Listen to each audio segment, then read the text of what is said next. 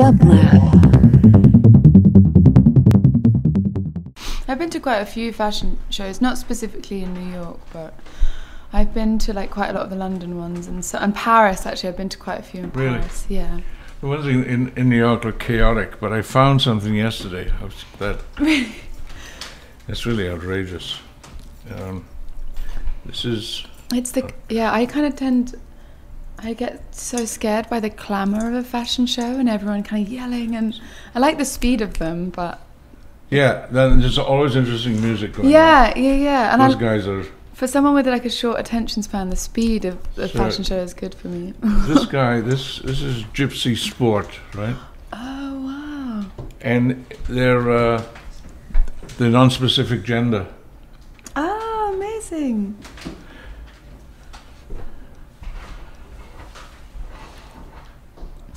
No, I didn't see this one. That's from. I just go on Vogue Runway. Yeah, I've got that. That's where I found this.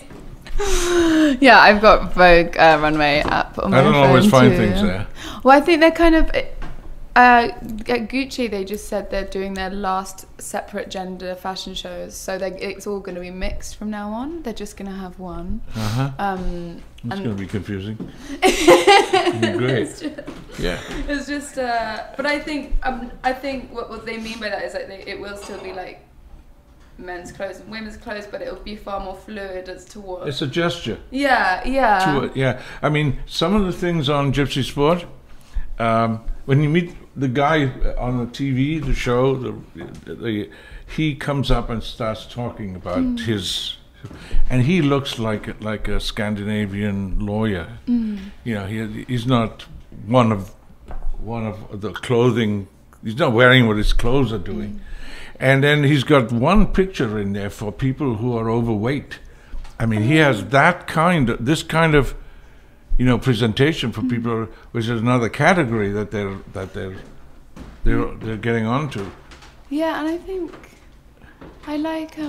Especially for me, I think I never understood like how to be like girly, or I always felt like I was always sort of not sure whether I was sort of, I don't know, I never felt kind of super comfortable with being really girly, and then I always found like men's clothes I really enjoyed. Oversized men's clothes?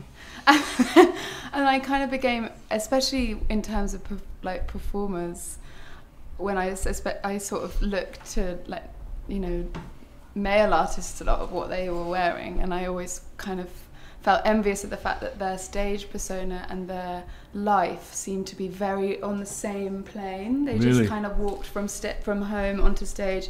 I mean, obviously, like Bowie and stuff, that was very, you know, but they feel like I kind of became jealous almost of like the simplicity of perhaps like a Nick Cave suit that he'd wear all day, every day, and then on the stage and then off the stage. So I think I was definitely looking at how to kind of bring the masculine into my work. I don't know if I can wear some of these. I mean, they're like, but I mean, this hermaphrodite idea, it has been a long time coming. I mean, it's been around for a long time. It used to be trannies that wore all of this. Now it seems that show looks like it's catering entirely to trannies. I think it's just everything is becoming more fluid, which is I think that's a really beautiful thing. Yeah. And it becomes everything is shared, and I think the idea of really inclusivity, and it's something that, you know, I would love to see us moving even more towards, you know, just this kind of fluid thing that comes from like love and sharing of ideas. And I think, and if we can start with clothes, then, you know. The thing that confuses me with those shows is whether you really get any leadership from them. What, fashion shows? Yeah, they're always like following what. Do you think the guys that are in New York, for instance, are really all over the place? I mean, it's just chaotic. But I mean, you get some, but you always find that even they've realized that you can have this great line that's ferociously individual, and still you have to put in the straight piece of garment in there, just so that everybody has. Oh yeah, he knows that. Yeah, yeah. You know what I mean? You don't scare them. Yeah, yeah. But I mean, I'm not scared, but I mean, it's. I'm just thinking about the market, which I know nothing about. I mean, it's like, you know, but. And it really, it's. I wish they'd sort themselves out, so I know where to go look for something. I just came across this by mistake. What labels do you like? Like, what do you like? Oh, Hood by Air. Hood by Air, nice. Totally, and Common must have, but they're really into business and into. Yeah. But I like people that you've never heard of before. You go into. Have you heard of like the Vêtements people? I think Vêtements. Yeah, I've heard that name. Yeah. They're doing quite interesting stuff at the moment, like really playing with proportions and like making the sleeves really extra long and things like that. Which and it's kind of it's playful, but it feels quite anarchic at the same time. Are they doing women's and men's? Yeah, but it's all kind of like you said, it all kind of blurs together, cool. Like really enormous hoodies, and tracksuits and stuff. So it's sort of high. It's quite like it's high fashion, but there's a set kind of a feeling of slight anarchy to it as well. I think it's. Well, I think he's smarter with Gypsy because it's really sport material. Yeah. It's like the gym material, and he's putting them all together into dresses made out of sports material and stuff like that. And I like there's the guy Alessandro just moved to Gucci, and he's doing really amazing stuff over there. I think again, kind of these blending like what is masculine and feminine. So you know. He's making all the shows with men and women now, and the kind of the patterns and stuff and everything, but even for the men, it's like incredibly flamboyant and florid. Yeah, fun. But I think that's kind of definitely what I'm drawn to. I think is like maximalism. I'm not really like a minimalist. Yeah, I'm wondering whether any of them. Some of them they used to do a run that was based on the Hound of the Baskervilles or something like that. You know what I mean? They would have a suit. Theme. Yes. Yeah. And the suit would come, you know, from one of the Sherlock Holmes stories or something. And but I don't know. I mean, I don't know what novels or books would really. I've still not been covered by them. Do you know what I mean? They're always like. I mean, I know what I read this. Do you know David Peace? No. David Peace is from Yorkshire. Taught English in Japanese schools. Wrote a series of novels about North Yorkshire. About 1984 was the name of one. 1987, 1989, all about the miners' strike, and all about Thatcher and the way they. And then he went and taught English in Japan and came out with these two books about just post-war Japan after the bomb fell and everything. It's called Tokyo Year Zero, and he's got this really ferocious style of writing. He writes dialogue. He doesn't write descriptive prose. So you're thrown right in the middle of whatever's going on. And so anyway, I was just thinking, well, the Japanese clothes in Tokyo at the time of would have been one kind of inkling about a design center for someone. But I just threw that out because I was wondering who you like to read. Who do I like to read? Well, at the moment, I'm reading quite a lot of poetry. I mean, my dad gave me, for one of my birthday, my dad gave me all his old school copies of, you know, like T.S. Eliot and and they still all have all his like notes, like annotations, so they're quite precious to me. Yeah, I just bought some of him reading. He did. He used to do impressions to me of reading T.S. Eliot lyrics in a Bob Dylan voice. To see, like, Good. It's like they could all be Bob Dylan songs. Yeah. Yeah, very good. Singing, as we go now, you and I. Like, the women, they come and go. Speaking of Michelangelo, so yeah, him singing Eliot lyrics to me in a Bob Dylan voice is a big. Very good. And it works. That's a great upbringing. That's a great upbringing. And so I've been reading. There was this I couldn't. I reread. And they. And Everyone Sang, which is a poem by. It's gone straight out of my head. I'll find it on. But it was Siegfried Sassoon. Yes. I just reread that. And it just, I thought it was one of the most beautiful. I came across it in an anthology about birds, and it has this. And it's about people singing in the trenches, and he writes about it, and he says, and suddenly horror was lifted, terror disappeared, and all was singing, and everyone was a bird, and the singing will never be done. And it was just the most I should get it and find it and read it properly, but it was just finding, and it seemed so sort of poignant. Yeah, and no, those war poems are really. Just they get you. Yeah, and I just listened to Poetry Please this morning. Yeah, I love Poetry Please. And they had a poem in there. I've forgotten the name of it. It was he was covering Latin America, translations of, and from southern Mexico. It was an Elliot Weinberger poem, and the way they talked. How tribes and primitive people have omens. So they think, well, if a bird whistles, then your friend will come, right? Yeah. If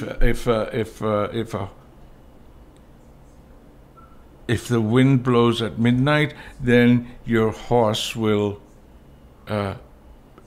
sleep.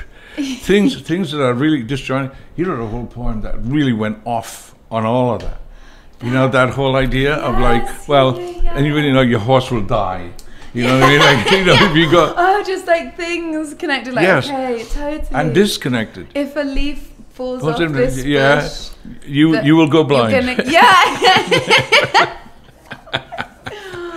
I really like that, because I've been reading quite a lot of poetry, and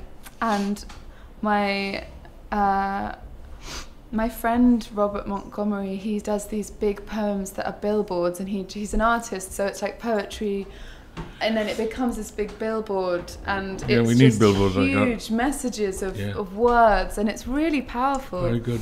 And I've been thinking about what it is to be, what a poem is versus what a song is, because I've actually started writing things that perhaps are just the idea of stuff that I couldn't put into a song. And so I had a poem that just became a huge list of things that I felt I could never put into a song because they weren't beautiful enough. In fact, they were sort of horrible, and you know, like these artifacts that were sort of too bloody and ragged and like shameful to put them into a song. Do you? I was just going to ask you. Do you remember why?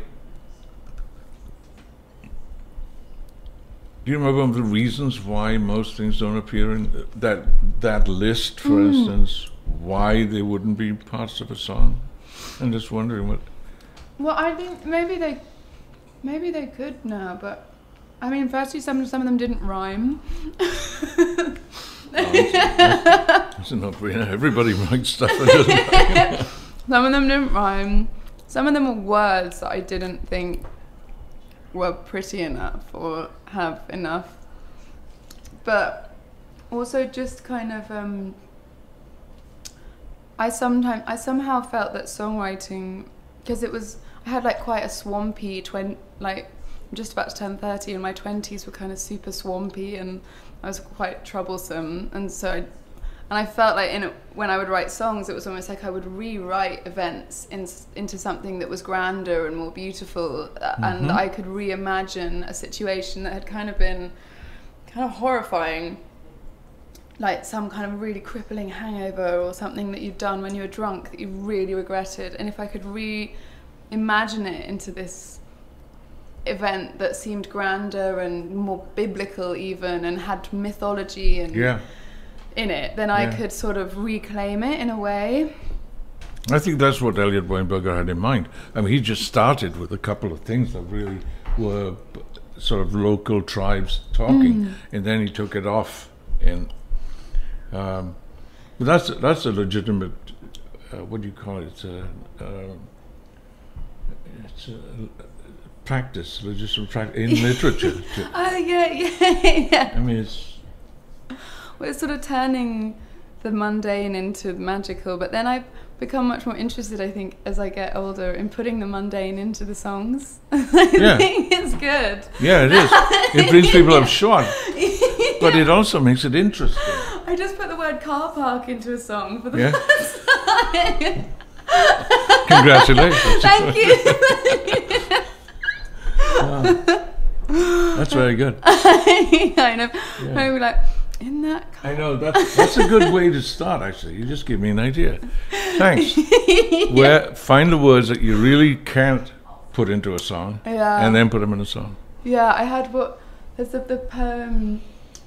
I was like writing a poem. I was like about just like about weird stuff that happened. Like I sort of had a weird thing where, you know, in my early 20s, my ex-boyfriend turned up outside my house on Valentine's Day, my new boyfriend, and I lived with my mum. And my ex-boyfriend somehow tried to like kill my new boyfriend with a shoe.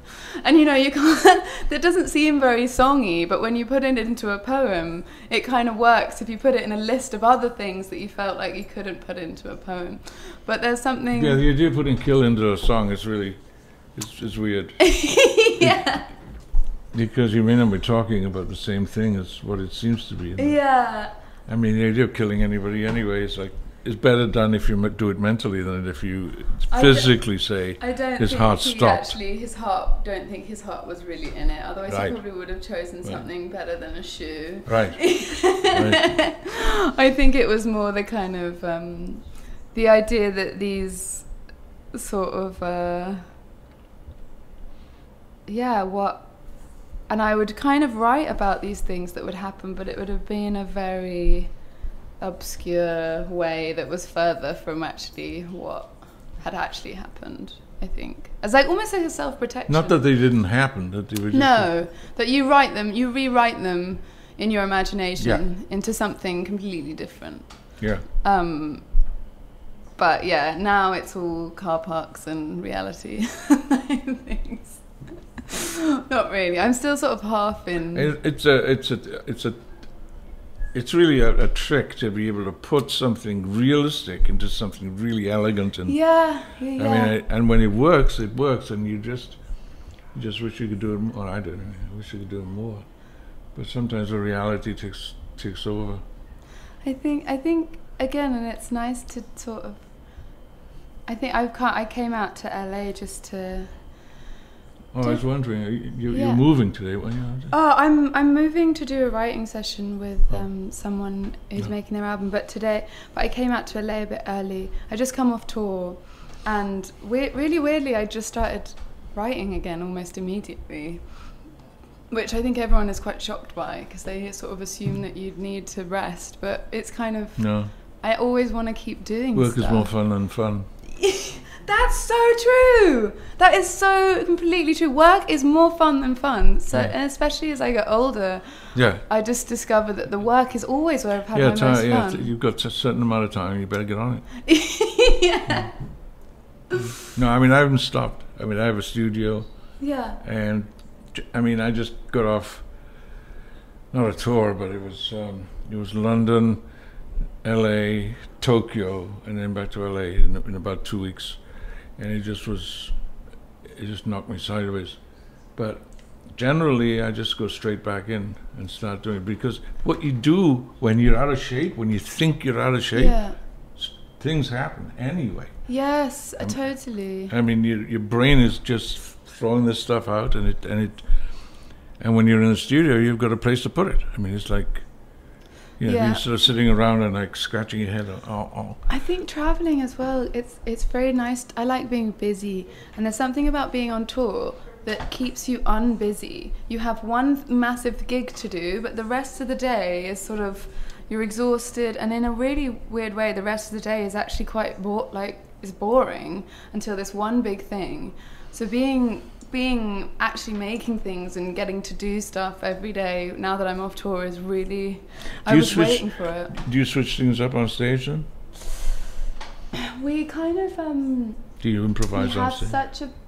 It's not really like, the show itself isn't very choreographed, but we have we do work. We're always trying to find what the best set list is and what will work. So we kind of start with what we think is perfect, and then keep changing it all the way through till we really find, But I find I quite like to do, because the band is really organic. There's not like big props. It's just lots. We got so many musicians on the stage now as well. How many do you have?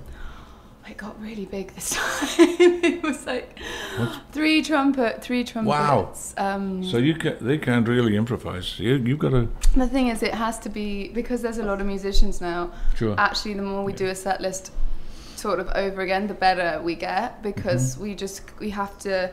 Everyone has to become this one organism, and when there's 12 people on stage, you sort of actually. But for me, that can be. It's quite maddening, because you're doing. Because you're ahead of the band all the time. Well, and also you're kind of doing. In some way, like, it's good because you get really slick because you're doing the same set list and you're getting it right. But after a while, it really becomes like Groundhog Day, because you have like, you wake up, you're going to the show, you're doing the same thing. Yeah. But so is it? I mean, how would you break it down if you decide, okay, one number in the set is going to be where nobody knows what they're going to do. What?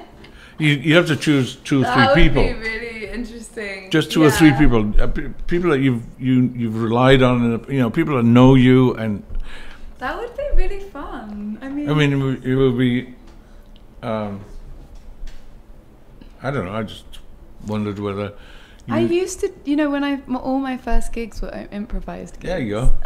Yeah, there you go. As I was 19, super drunk, and there were all these open nights and club nights in London all the time, open mics, and I would just get up and improvise whatever words came into my head. And if there was a band, I had a band that was a fully improvisational band. Yeah. We did 2 gigs, and then they were like. Did you like doing that? I did, but it is so like, it's like flying with the wind. You have to just go wherever. We'd pick a chord and then we'd start. But what was really interesting is a lot of my early songs came from that improvisational space, because you're forced to just sing words and create. It's just the birthplace. I mean, you get a lot done like that. Yeah, so that was kind of how I started to perform, really. But it was also, when you get off stage after doing that, so there's a residue in your brain. Well, if this happens, then that'll happen, and then you start having a catalogue of those things that really help you through. I mean, have to tell my guitarist and my drummer that we're now doing one fully improvised. So Cale says, no, fully improvised song. Sure, blame it on me. Because the bass player. No, then they'd be like, okay, we got to do it. Yeah, I mean, a lot of my stuff is improvised, because the guys I've got are really they listen all the time, and they just love it when you improvise, because they're on stage, like when you're performing, it's improvised a lot. Yeah. I mean, you have a skeleton, and then you go from the skeleton to, you really get out into. It's what I really want them to be is I want them to be like the Gil Evans band live. The Gil Evans that did all the sketches of Spain with Miles. That kind of dense harmonies and stuff. it's never gotten there, but I'm not worried about not getting there. Just having the thing float in the air, maybe you'll find something else. But anyway, it's just I started doing it on the road because it was driving everybody mad. Doing the same thing, everything. Yeah. It's like a hole in the lid of a kettle that lets the steam out every once in a while. Yeah, I think that is a really nice. I think we'd be scared. You know, it's definitely like you're making yourself vulnerable, which is really good. But you are. Yes. Because I think we're kind of it's getting it really slick and in time, and you know, so to really like, unravel in front of people would be something. I think everybody would be amazed at it. I mean, just you got to set it up, and you got to prepare yourself for all of that. Yeah. But when you get uncomfortable, keep going. Don't stop. That's a good message just for life, anyway. No, but they say when you're uncomfortable in creatively, that's the best space. That's the best time. Yeah, that's Absolutely. the best place that you're supposed to be. Yeah, the number of times I've written lousy lyrics and then I come back and look at them later and I say, "There's nothing wrong with it." You know, and I hated them at the time, and it's. So. I know. I do think about some of the first stuff I ever wrote, and it was always like really macabre kind of ghost There's a lot stories. of innocence, I bet. Yeah, and I think that was really good. Yeah, That was good.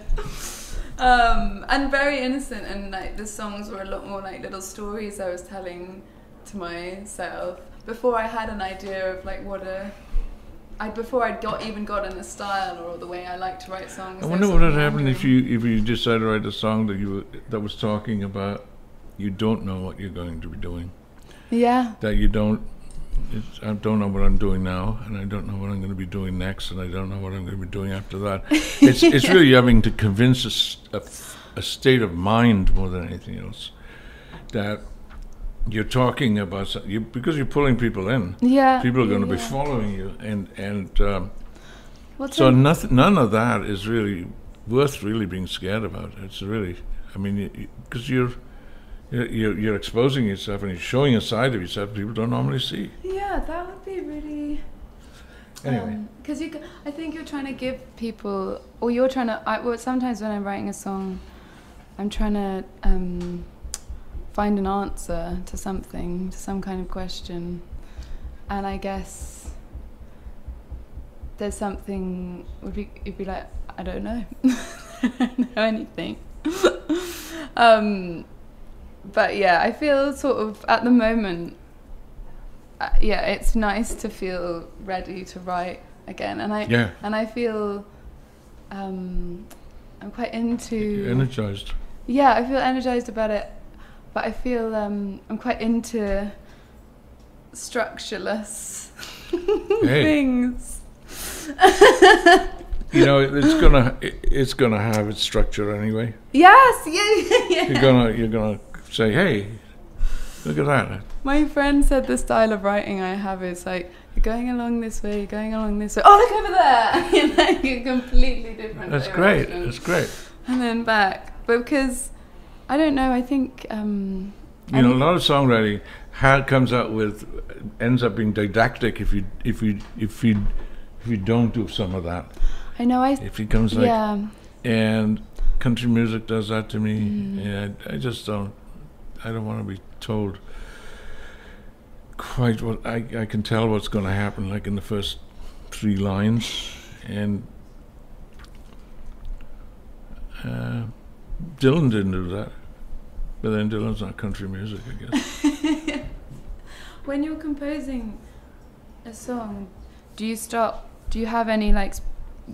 I find, because I'm not actually trained at anything musically. Hang on to that, that's important. Not being trained. So I feel incredibly enthusiastic about anything that I can make, because I don't think about it. I'm like, any note sounds good to me, because I don't really know how to play. That's so I'm fine. like, this sounds so great. It's what a single note to me is the best sound. That you can just that ding, ding, ding, ding. I'm like, this is amazing. So I was wondering, do you start? I mean, I don't even know. I guess I just start with whatever I can start banging or whatever's in the room. Exactly. Yeah. I start with a groove. I gotta have a rhythm going. And then I want to make it lurch a little bit so that it's off, but funky as I can. And that's it. Yeah. Some guys, the first guys I saw do that was Dr. John and the Night Trippers. Dr. John is amazing. And Dr. John's band, they were scary. Like, we opened for them in 1967, something. And they had these 3 girls with feathers coming out of their hair. And they all looked like voodoo goddesses. You'd run miles if you saw them in the dark. And a bass player with a giant handkerchief coming out of his back pocket. A huge guy with a white, let's say, the boiler suit. And but the rhythms, there's that Louisiana thing. They've got that shifty kind of bass. And I got hung up on that. I still am. I mean, I think that 50 Cent does it too. Yeah. And Dre does it. I actually through you I discovered Clips, because I read an interview where you were talking about that song they did, Wamp Wamp Wamp, which that clattering percussive sound. So that's how I kind of got turned on. What song was that? Wamp Wamp. Yes. And it's this amazing percussion, which is like, and I think I'd read an interview where you had said we're talking about it. Yeah. So, this is that really sparse percussion, but the groove is amazing. Yeah, when I listen to that stuff, I'm very suspicious right away, because this sounds very cool and simple, but really it's not. There's something else going on here, that somebody knows what they're doing. Although I mean, there's a lot of innocence about rhythm machines when they first came out. There's a guy in Florida named Timmy Thomas. I remember. He was a gospel singer, I think, but he had a #1 hit. It was #1 with an anchor. It didn't just go down, it just like stayed there. And it was just him and a rhythm machine and a Hammond organ. And it was fabulous. And rhythm machines really you had to teach rhythm machines to have that lurch. Yeah. It doesn't have it. It's like, and in disco, you lost the plot in disco, because disco was all about staying on that. You know what I mean? You go to Studio 54 to do the gym, to work out all the liquor and the drugs you've had all day. Right. Do you feel like when you're playing shows, do you think that phones are having an impact on like the interaction between a live artist and their audience? I try to ignore it. Really? You do? I mean, I have to, otherwise it drive me nuts. Yeah. I do wonder. I think there's a greater danger of people on the street coming up and following you around and with the phones. That's much more aggravating. Yeah, I think. Not just annoying. I think it's just really, it's dangerous. I wonder. You don't know who these guys are. Yeah. I wonder sometimes. I didn't want to bring that up. It's not something we're cool. I just wonder sometimes. I do now a song where I ask everyone to put their phones away in a show, just for like one song with all, if everyone just here can put their phones away. And if I heard your voice asking to put the phone away, I'd put it away right now. And you just ask because everyone just kind of be here and be together and experience this, and I think for a moment people are kind of like, oh yeah, we can, like, yes. It's okay, we can just experience this as it is, because I actually kind of at the front row, I have to, if I see someone super like this, I actually have to go. No, in Moscow, the worst ones were in Moscow. They had gigantic old videotapes, with the real videotapes that you put in. Gigantic, they come up right in front. And it's kind of, but I think once people do put their phones away, I notice that people are like, oh, that was great. Yeah. We really had a good experience. So I wonder if, I don't know, I wonder if I'll do a tour next tour that it'll be like a no. Because I think people are slightly and I think it's a kind of, it's almost like a fear of intimacy, because the intimacy... You can do it. I mean, they'll do it for you. Yeah, I thought about having like a no phones tour, because it feels like you're having such an intimate exchange, or what I want is an intimate exchange, and it feels like it's a sort of barrier to that. I started, I drove all the promoters in Europe crazy. No smoking. Yeah. And then, you know, you do a festival, and there's a drum festival, and that's a tobacco company. You're out there saying, no smoking. I felt a bit funny when I was playing Bottle Rock Festival, and I haven't drunk for like 2.5 years, and I was playing Bottle Rock in the Napa Valley, and they literally had like bars in the crowd, and I was like, hi. I was singing all these songs about like trying to quit drinking, and you know, like all these songs about, I was like, this song is about the reasons why I quit drinking. I know. I honestly thought like there was a bar in the crowd where people could get wine, and everyone was like, do I? Because I usually have some blurb. You know, you have the thing you say before a song, and usually I have a bit of like, oh well, this is about like a really, really bad hangover that I had, and I was like, do I pretend hangovers don't exist? I don't know. I said it anyway. No, I mean, they understood you. Yeah, they got it. Yeah. But yeah, that's a funny It's all happening in a big bed of love for the audience. Exactly. Guys, I've been there. Yeah. If you think you're crazy, you don't know half of it. Yeah. But I think that's been kind of part of feeling re-energized and ready to go back to work as well, because this is the first time I've got off a tour and I haven't gone on an enormous bender, and it's sort of... Oh really? Yeah, no, I used You have a history? So yeah, I have a serious history. Yeah. A serious history. I know it seems very like demure now, but no, I was lunatic. I was a complete lunatic.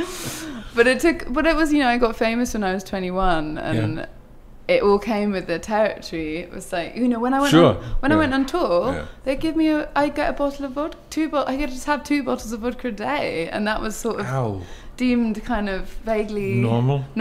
Yeah.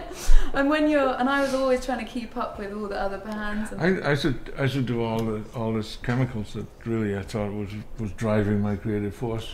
Yeah. And then my daughter was born, and I cut it all out, and I just went crazy. I just started writing. Yes. And ever since then, no, I really feel I sort of was scared, because I thought I needed the darkness and I needed the pain of, you know, like chemicals or alcohol or whatever to I thought that was my fuel, and actually this is not true, is it? And I've come off tour and I feel so ready, and writing, the words just come. So it really, I think it is a bit of I said that to someone when I first stopped drinking. I was like, what if I lose the thing, you know, what if I lose the thing? She's like, it's a trap. Don't believe that. It's a trap. Yeah. Good. And no, I feel, because I think it's about, I feel much more open to the world, and the things I want to write about is broader, as opposed to, you know, when I'm writing about what did I do when I was hungover, or how do I hate myself today, it's quite narrow. You know, you've only got, your perspective is, your world is quite small, because it's so internal. So I feel since cleaning up did you just say, what am I going to do when you hate yourself today? Yeah, what am I going to do when it's like, oh. Wow. Okay. Take 2. Take 2. Yeah. But it's... Yeah, you don't... that's kind of the thing about improvising, is that it allows you to... At the beginning, and there's no beginning and no end. And wherever you were, you know, before, you can pick it up exactly the same place, and it still makes sense. You don't have to worry about it. Sort of... that's where's the thread?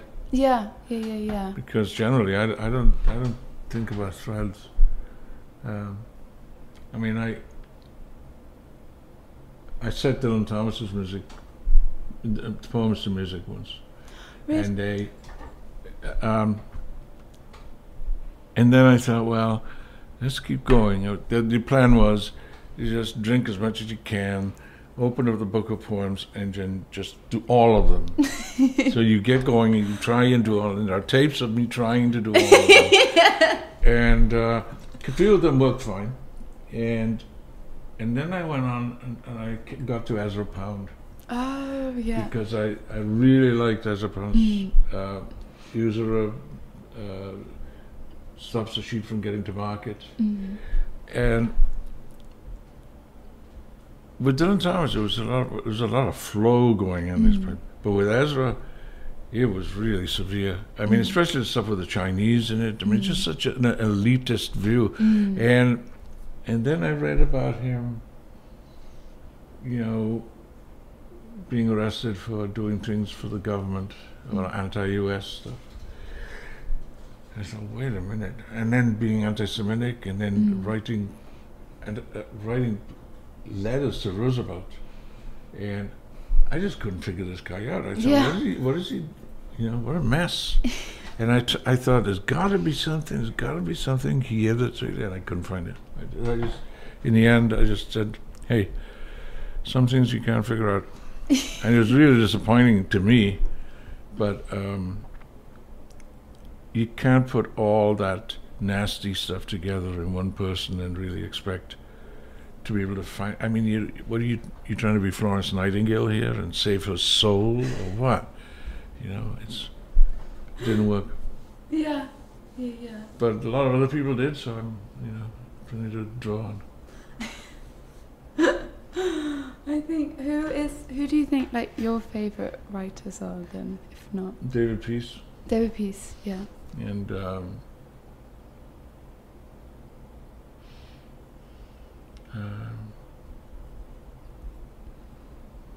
well, Le Carré, and you know, those popular guys. The literature stuff, I have a problem with novels. Really? I can't settle down with a novel. David Peace gets me because he's really dialogue. Oh, that was the other guy, George V. Higgins. Is this right? George V. Higgins? No, I don't know him. He's a state's attorney for Massachusetts. He wrote a bunch of books all about organized crime in Massachusetts, and they write about these characters. But he's got the same thing going for him. He's writing dialogue. It's all the time. He's coming at you with dialogue, and you've got such a strong image of a personality that's and all the characters are in it. And the other guy that does that is Richard Price. Richard Price, all his books have, there's no explanation in it. You're thrown in the deep end, you got to catch your breath when you can. But it's really great. I mean, the way the characters evolve and his sense of dialogue. He teaches kids in New Jersey. He teaches literature class to them, and so he knows the street talk of you know, the new ones. Yeah. And anyway. It was, I kind of sort of, I was thinking if I was ever going to write a book, but I sort of know what my voice is in a song sense. Like I have a voice if I'm writing a song, but again, I was wondering, like, it's all about like what is your if you're writing a novel, like what is the voice, like who is that person?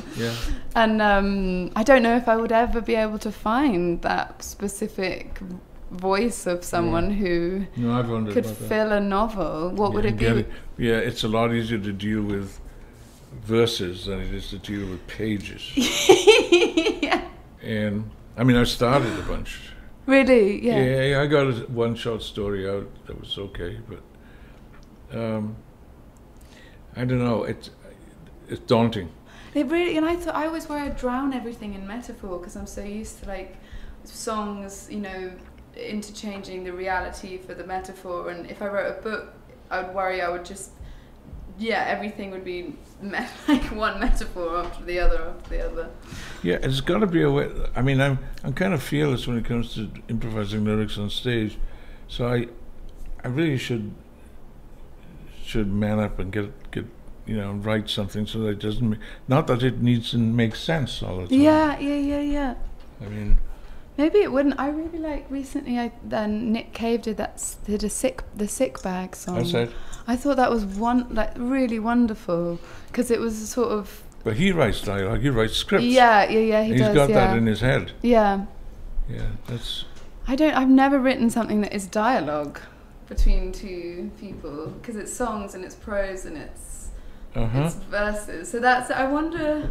Well, the reason I like dialogue is because you can contradict people. You can have people argument, like most of the David Peace stuff is arguing. It's like you know the Sam Peckinpah movies. You know those westerns that he did.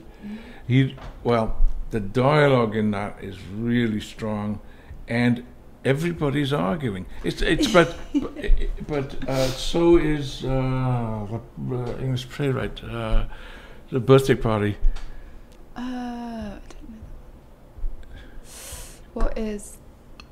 He's the best. He died a while back. He's very anti-American, like seething the whole time.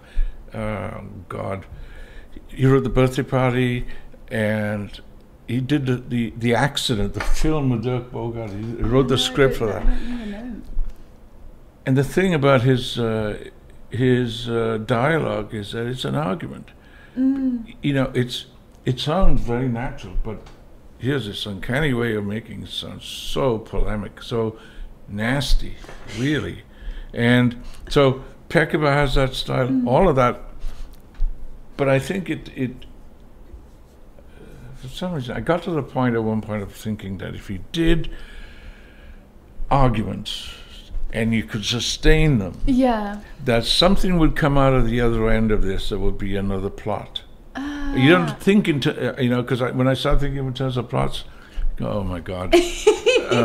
Yeah, I know this situation over here, then you have the situation over there, but how do you keep it? Yeah. Also, I think it would be, I don't know, maybe I could write arguments better than I can have them, because I'm so conflict avoidant. I mean, if I wrote an argument, it'd have to be like, and then they just both apologised, and it was fine, because I'm so scared of conflict. Yeah. I think but maybe I could write them, because I think I can be quite angry in my songs in a way that I find it difficult to be angry in person. Yeah, that's understandable. But yeah, my dialogue arguments were quite short.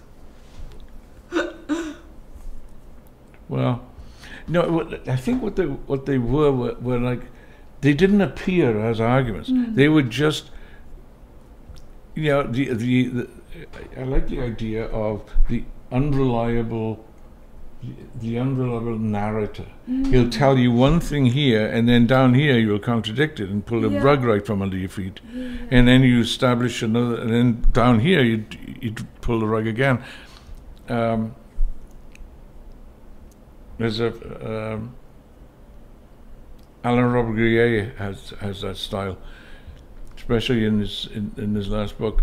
But that's the beauty of some of those things about. Who was this guy? God, I'm going to remember it after I've gone. But is that these are very reasonable comments about something, but after a while, it really starts getting on your nerves. And you start getting needled by all of this stuff. And this guy starts needling, and it's anyway. He trailed off suspiciously. I think, and as well, I kind of became, and it's like speaking as well. I think the more that I like dialogue, and even speaking, like the more that it's almost like the more famous I got, or the bigger the shows became, the less I would speak on stage, because I became much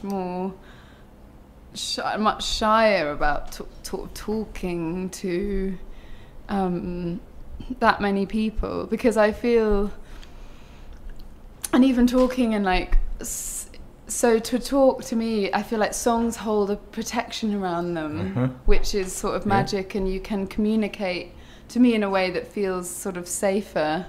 And speaking, and also because you get to write it down first and it's planned, and speaking is a form of improvising, really, like all the time. Like, what is going to come out of my mouth? I don't know. You know, I got really angry with someone years ago, and I wrote a poem about him. It was called Curse. Curse. And that's it was really in as middle age phrasing, Middle Ages phraseology as I could possibly get to make it like. Yeah. And I showed it to this poet friend of mine, and he said, I don't know what you worried about this for. He said, this is a love poem. Oh, wow, yes. Yeah. And I said, dang. Yeah, it was really meant to go for somebody, you know, to really hurt them and tell them, you know. It's kind of always, they're very close together, those two things, you know, love and hate. And so much of my songs have always dealt with like relationships or how I relating to people. And it feels like actually in terms of my relationships, I'm not sometimes just not very articulate at all, and yet if I put down into a song what I feel, this clarity comes through that I can't seem to get or find from singing. Yeah, from singing and from the act of sort of taking a pause and allowing, you know, not fighting for the words to explain how you feel, but just letting them come. I think if I could find a way to apply that to like daily exchanges with like my boyfriend or whatever, that'd be really good. Because it seems like we covered a lot of territory. Yeah. Yeah. It seems like we have. Yeah. You haven't got a cab running outside, do you? I don't know. Isa, what time do we? It's 2:30. We're fine. We're good. Whatever you want. So what have you been up to here? I just got back from Tokyo. Very interesting, Tokyo. Yeah, I only went there very briefly. I really liked it. Yeah, you get. That's the thing with. Everybody says, "Oh, you're on tour. That's great. You see all these different places." I said, no, I don't see. I'm seeing the inside of a bus for you know. I know. I'd like to do some actual traveling because, again, yeah, the inside of venues, the inside of a bus, the inside of that. So, I think one day I will. Yeah, it's very interesting in Tokyo. I mean, I've been there a couple of times before. I did the Oji show there, and I did Com, and.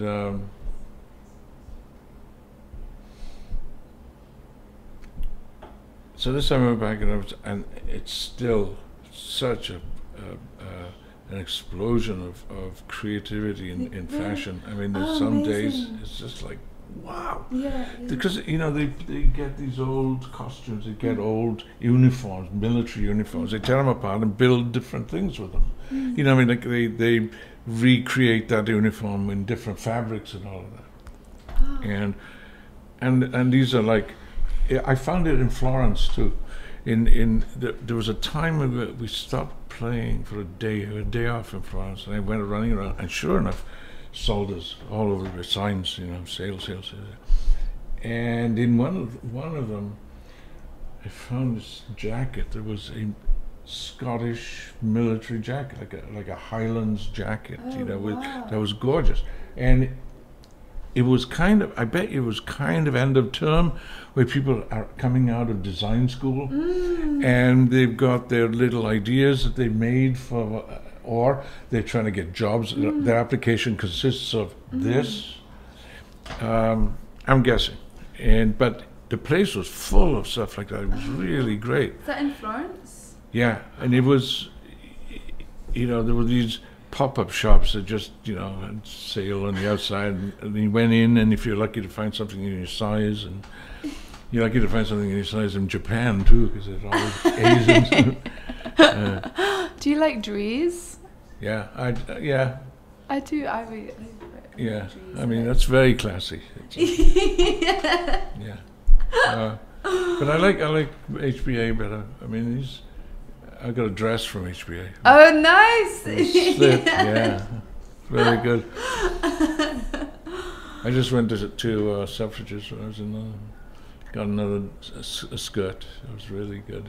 Oh, from Hood by Air? I don't know who's from. I thought it was Vivienne Westwood to begin with, but it's not. It's somebody else. But it was really beautiful. I mean, you just. I don't think I'm going to get that far. Oh, well, it's been so nice to talk to you. Yeah. And How many days off do you have? I'm going only for 3 days to Malibu, and then I'm going home. I'm turning 30, and then it's a big 3-0. And then I've got, I guess I just keep working, but it's nice to start working on the next thing when no one is expecting you to do it. Because it allows you some privacy. Yeah, because you can just get on with it in a very in-house way. And all the studios that I like to work in have hardly any equipment, because anything fancy makes me feel uncomfortable.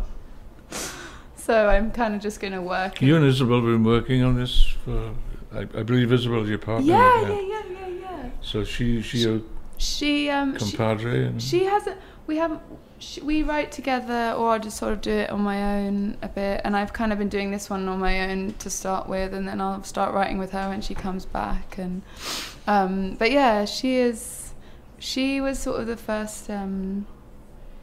Because I kind of didn't really know what sound it was I wanted to make, and people were setting me up with guitarists, or because I had songs, but I thought I needed to maybe be the front person in someone else's band, or I didn't know I could do it myself. And Isa I met, and she just gave me this £100 Yamaha and a stick, and just was like, make whatever you want. Yeah. So it all just came. Very cool. Yeah, and that's like how the first songs were all made, really, in this very no equipment, really. We were using pens as percussion, and a detuned drum that we'd stolen from someone else. And it actually, the not having much was a real... Absolutely. Yeah. Absolutely. Yeah. That really made all the difference. Yeah. So now if I go in studios where there's loads of equipment, I Yeah. can't do anything with this. Yeah. Certain amount of knowledge. Yeah, it caught up with me eventually, though. I mean, eventually, I was curious, so I do get a computer on stage. I mean, it goes through the set. You just go click, click, click, and the sounds change. Otherwise, you don't, you have... And then you need to fit in all the classical musicians in on top of the electronics. Yeah. Which is always a problem. But it's interesting too. I had fun with the orchestra, because the Final Fantasy, we did a collaboration with this Final Fantasy video game, and they actually had the budget to give us a full orchestra, and we don't have. But I love bringing like that classical stuff in. So it was a real pleasure to have like a budget to get an orchestra. But then I really went off because it reminded me of my upbringing and all that. Really classical, yeah. Yeah, and I didn't really getting strange noises out of them was more important. Yeah. And I don't know. We don't do. We're all electronic. There's no point in We actually did a song yesterday where we put a cello through loads of like really distorted like guitar mics, and that was really fun. Yeah. So I think, and we definitely don't. There's no orchestras that we can get hold of right now. So, but cello through like one of those amps sounded really amazing. There you go. But yeah, it's sort of piece by piece, I think. it will come together. But so far, it's just kind of like one note, like sticks banging on the walls again. Yeah, I did this concert. I just did the Bowie tribute. Had this very interesting bunch of musicians, were like Andre. Yeah. And they had all really excellent players. And if you told them to play out of tune, they didn't blink. Yeah, we'll do that. We'll do that. And play that. Just let it drip a little bit. And everybody was really enthusiastic and got on so well. Fabulous. And really good, you knew they could play anything, really. Yeah.